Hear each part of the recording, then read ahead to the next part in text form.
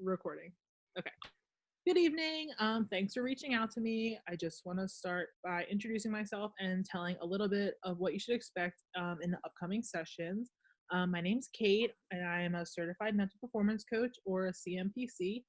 I work mainly with college athletes, and I also have some clients that are in high school level teams. I've been doing this for about 10 years, and I'm looking forward to helping you with your sports career. Something I would like to just clarify with you is that what we talk about in these meetings is totally confidential, so you don't have to worry about me telling your coach or anyone about what we talk unless you want me to do so, and tell me specifically what it is you want me to tell your coach, and I'll be happy to do that, or happy to sit with you while you do that. Okay. So after telling you a little bit about myself and the way I work, how about you start off and tell me about yourself and what you would like me to help you with? Yeah, of course. So I'm Paula Castro. I'm 20 years old.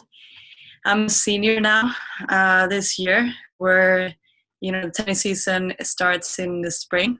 So I'm just starting my senior year. Here, of course, University of Texas at Arlington. And yeah, I've been part of the tennis team actually in this school since my junior year because I transferred. And this would be my last year competing here because I'm graduating in May. Okay. So did you play tennis at the school you transferred from as well? yeah, I did. Yeah. What school was that? University of Alabama, Birmingham. Oh, cool. Very cool. Yeah. So what brings you here to meet with me? How did you find out about me? How did you find me?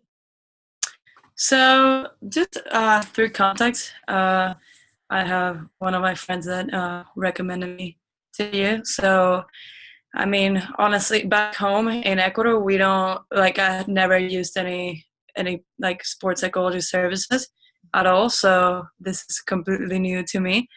But yeah, I pretty much reached out because I guess I'm not feeling as motivated as I started when I was a freshman. So yeah, I mean mainly that. I mean that's a base of what's going on, but it reflects in many different aspects of my game. So I'm not playing as I was the year before, or even like freshman year. So yeah, I just decided to come and try to give it a try. See if you could help me with my motivation.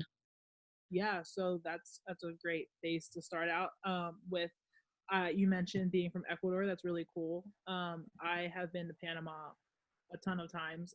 That's about as deep into Latin America as so not very deep in Latin America at all. Hey, same good. So so you mentioned you're not feeling as motivated. Are you feeling overwhelmed at all? yeah, I guess it's just like, I mean, like I said, back home I guess we don't like take sports that serious as in the US. Like in my high school, we didn't have a tennis team. We don't really do like high school teams. That's just not a thing. So I just came from just playing for myself, just tournaments, to playing for a team where you can't miss any practices, and even lifting, I wasn't used to that at all.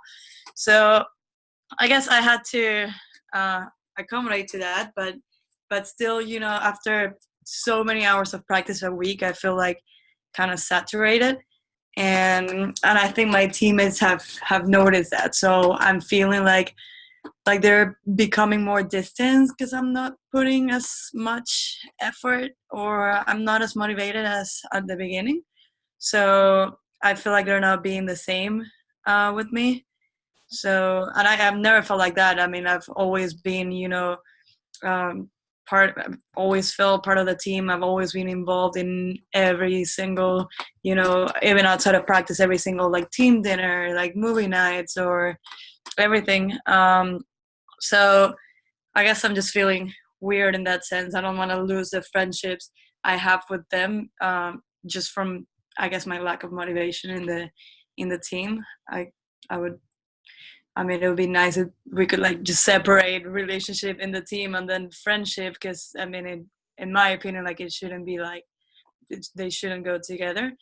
So yeah, I mean that's affected me a lot because, like I said, I've never felt like that before. So that's also something I guess I want to work on. Okay, cool. Well, let's kind of backtrack a little bit. Mhm. When did you start noticing that you were feeling this like rejection, or like uh you said weren't quite fitting in like you were in the past? When did you start feeling this way? So I think so. What happened? I'm also gonna backtrack a little bit. So when I first started, I came to the U.S. with a tennis scholarship. So my last years in high school, I was playing to get a scholarship to get my education here, which is better than in my country, and to get that help with the scholarship. So I got it. Then I moved here. I played for the 2 years, and then when I transferred, I wanted to go to a better school. Um, so then I didn't have the same scholarship I had before. So I think that's kind of like what brought my motivation down. And what happened is when I got here, we were at division lower. So in this team, even though it was the same level kind of in both teams, in the first one we weren't even ranked or anything. Um, in this one, we actually got to the championships. We had a really really good year last year, Awesome. and I remember thinking, if we reach that goal, that's the perfect time. I feel like I've completed my time Yeah. playing tennis. So I guess that's what kind of got me, like, I felt like I was done with it. Like that was my goal, and I got it. So I think when they first started noticing, it's because after the championship, after nationals, I went back home. All summer we have those programs that we need to go lifting and all those requirements, because when we come back we have like physical testings. Sure. We have like there's a test called beep test, where you run. So you have, I don't remember how many yards, but you have a line here and a line there, and you just run back and forth. Yeah. And every time it beeps, you have to be in the opposite side. Mhm. So that beeping starts becoming faster, and then it kind of counts the times that you reached it. And then when you first miss it, I think you get 3 misses. And then when you first miss, when the third time you miss, that's the score you get. And I remember coming back after summer, after not working out that much, it was like my worst beep test score. And they definitely noticed that. And then we also had a couple like jumping tests and a couple other physical tests where I didn't do as well as I did in the past. Okay. So I think that's when they noticed, I wasn't um, like training that much. So that's when they started becoming like kind of distant. Like, maybe if I do this, she's gonna start. It's gonna motivate her to start playing, to start putting more effort into practice. So yeah, I think that's definitely, it was because they could see me in my junior year how I finished, and then the beginning of my senior year they could see that different because they hadn't seen me in 3 months.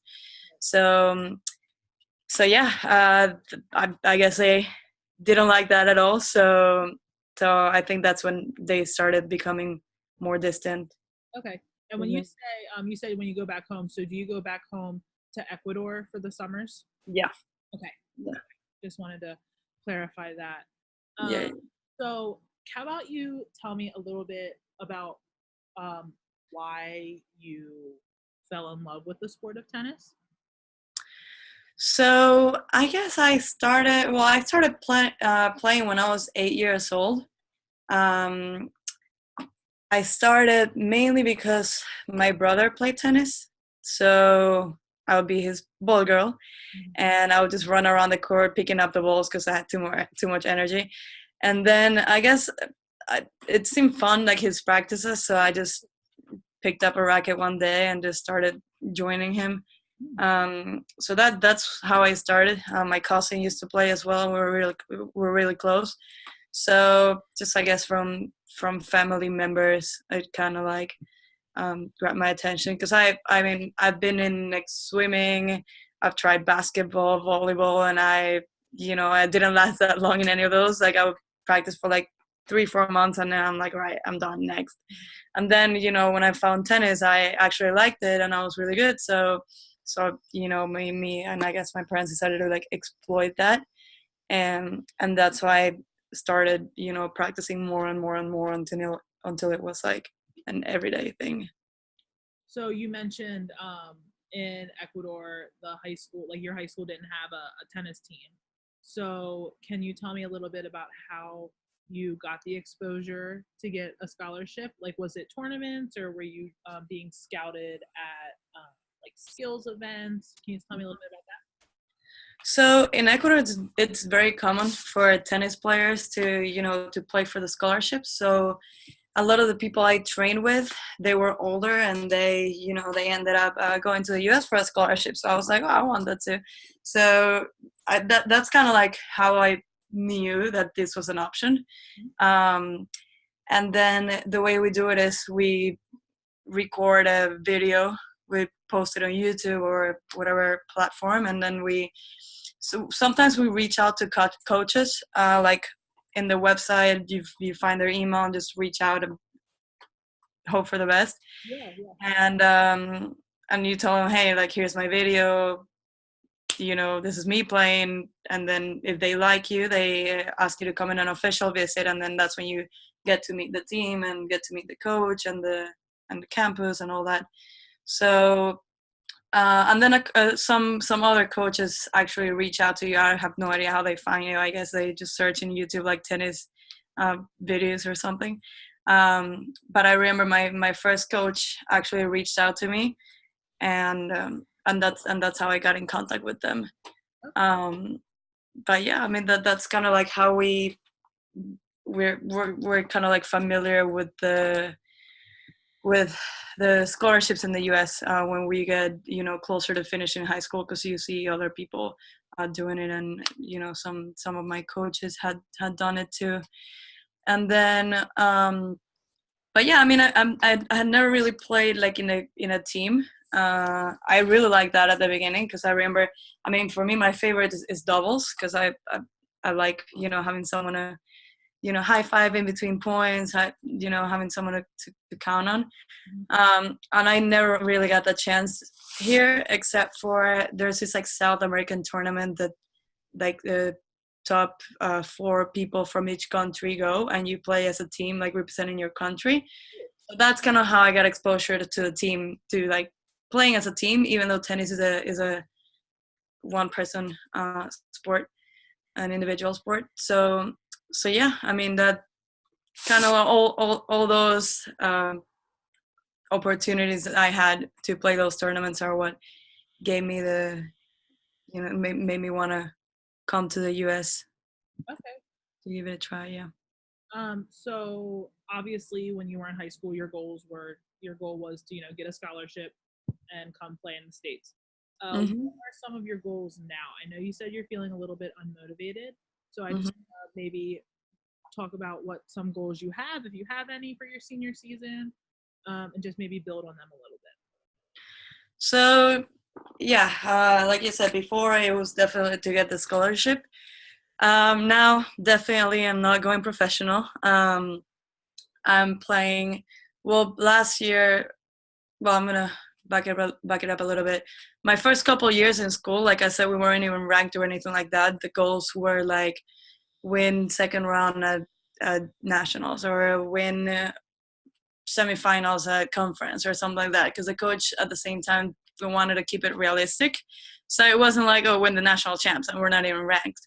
Right. So it wasn't kind of like big goals, in my opinion. I mean, I'm a very, very competitive person, so the ultimate goal of training the whole year being get to the semifinals of conference is like, all right. I mean, and then last year, like I said, in this new school, we're really good, and we got to the finals of national championship. So I mean, that was, of course, the goal was definitely to win it.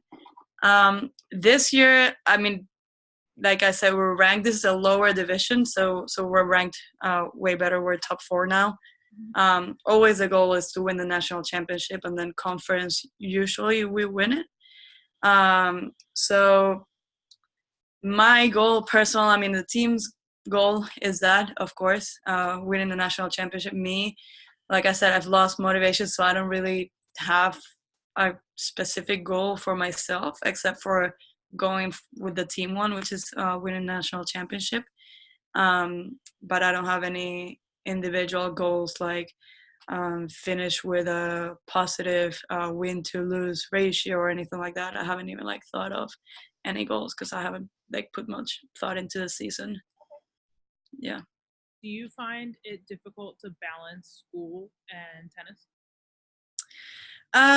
Well, at the first school, it was kind of easy. Like I've always been organized from from high school, middle school. I've always, my mom would pick me up at school, and I would eat at the car and get changed at the car because like 20 minutes later practice would start. So I've always had to be like hit the ground running. So uh, I've always been very organized, and then my first school, I didn't struggle with it at all.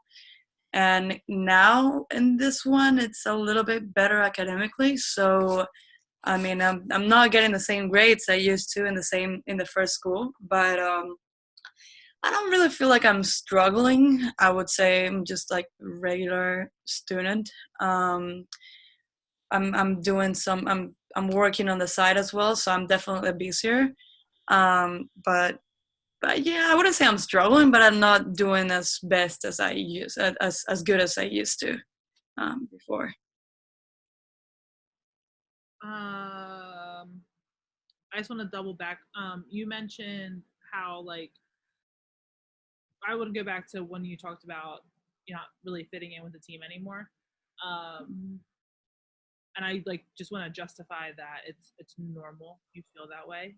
Humans are social creatures, so as soon as you kind of feel pushed away from them, it would be tough, especially given the fact that you're from a different country, you have a lot to adjust to, not only with like the average student athlete adjusting to their life, you also have multiple other like cultural differences and other social norms that other athletes might not have to deal with.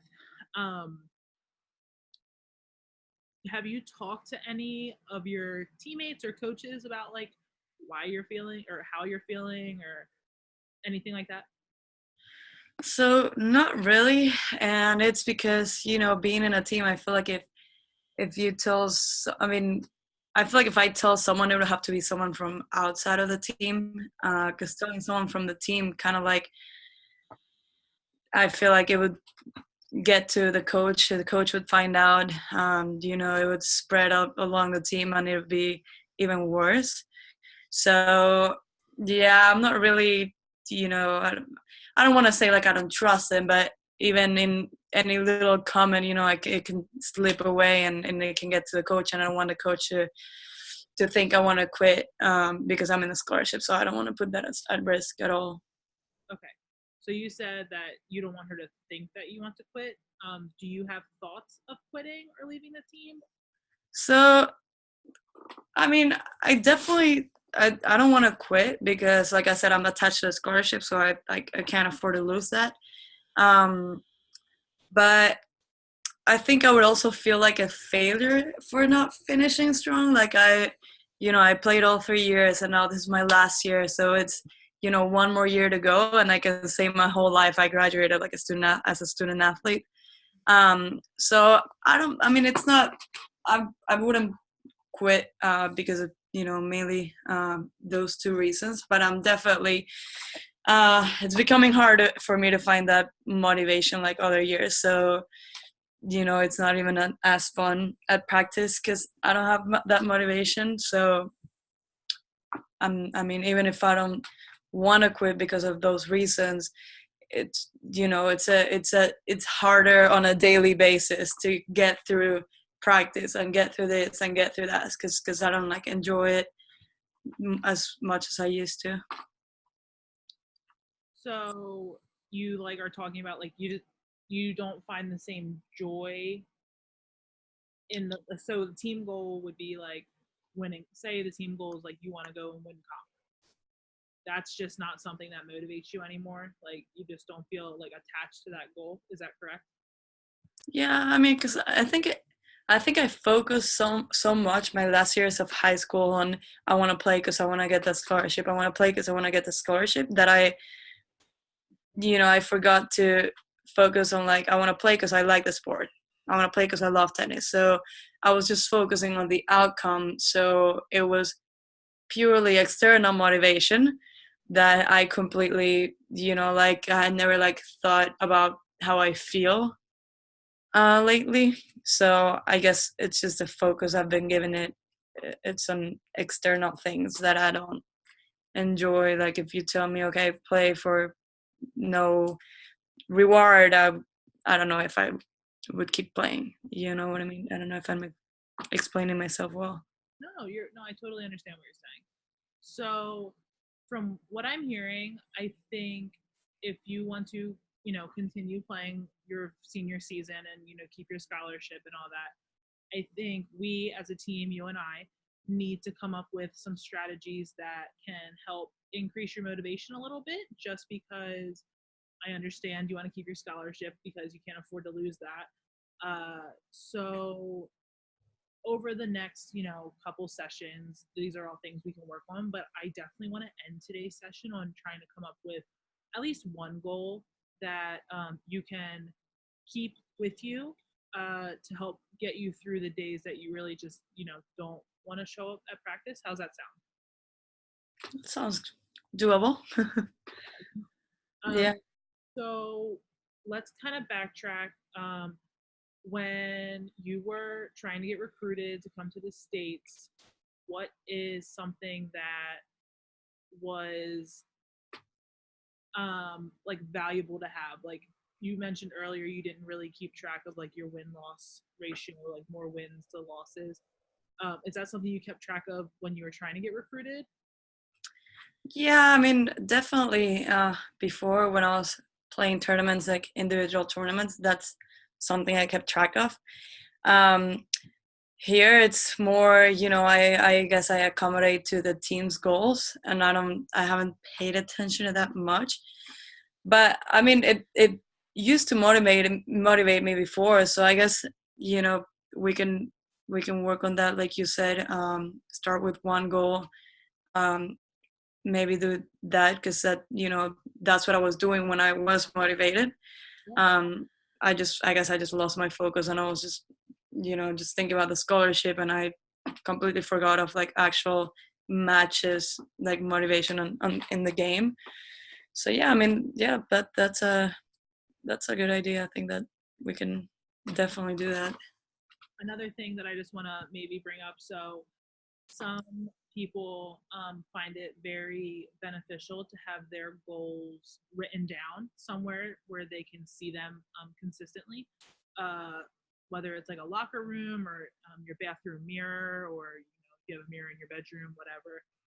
Some athletes find if they write a goal or something that they want to accomplish in somewhere that's like clearly visible, it helps them visualize Hmm. themselves achieving that goal. And just based on what you're saying, it it seems like you kind of have lost that motivation, as you said, to keep playing tennis, keep being successful, and meeting those goals. So why don't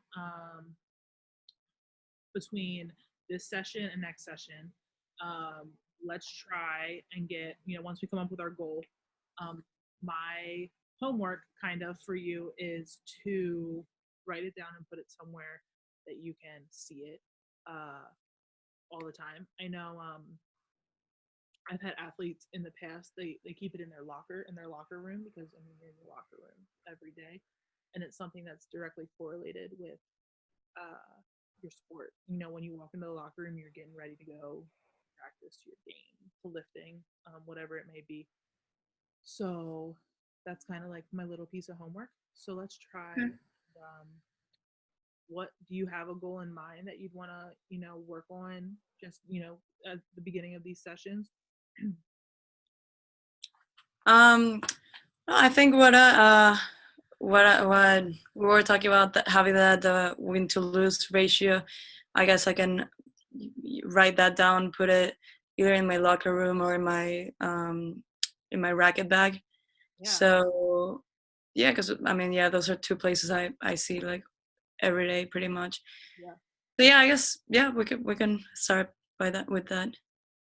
All right. And obviously, as I'm going to kind of part of what I do is, if it's okay with you, I'll come to practices and I can observe you while you're at practice and how you're interacting with your teammates and your coaches, and just kind of get some more feedback on what it's like for you at practice, because I don't get a lot when I'm sitting here with you talking in an office setting. So Hmm. for me to be able to come, to the court and just watch you interact with everyone, that'll give me a lot more insight as well on some things we can work with. Some other skills, just from talking to you today, that I think would be beneficial would be something like visualization and using positive imagery. So seeing yourself mentally succeed in a positive setting instead of the negative, I think would help a lot with your lack of motivation you're feeling right now. Okay. All of these things are things that we can discuss in the coming sessions. Just like one final question, just because I'm working with you from a private practice standpoint and not directly with the University of Texas at Arlington. Do you Can you tell me a little bit about the relationship you have with your coaches? It's good. I mean, I like it a lot. I like the coach a lot better than the coach I had at the other school. Um, I mean, she's really good at what she does. She played for the school she played tennis and soccer for school. So I mean, she's really really talented. So I mean, it's easy to trust her when she gives us advice during matches or even at practice. I can I know I can trust her hands down. So and then yeah, outside of the court, she's really nice too, and and yeah, yeah, I think the whole team gets along with her really well. So yeah.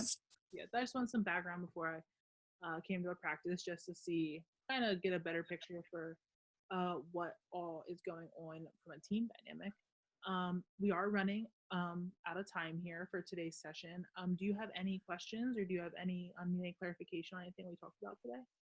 Uh, no, I think that was it. I'll see you around at the courts. Yes, definitely. I will. We'll get together, and I will figure out a good time to swing by and see practice, and then we will talk again at our next session. So between now and then, I want you to get that goal written down and put it somewhere where you can see it. And then when we meet again, we can talk about it and see if it worked, if it didn't work, and how we can tweak our current plan, because I truly want this to be beneficial for you. And what's going to be most beneficial for you is if we're communicating what's working and what isn't working. Okay? Okay, awesome. Thank you. Great talking to you today. Thank you.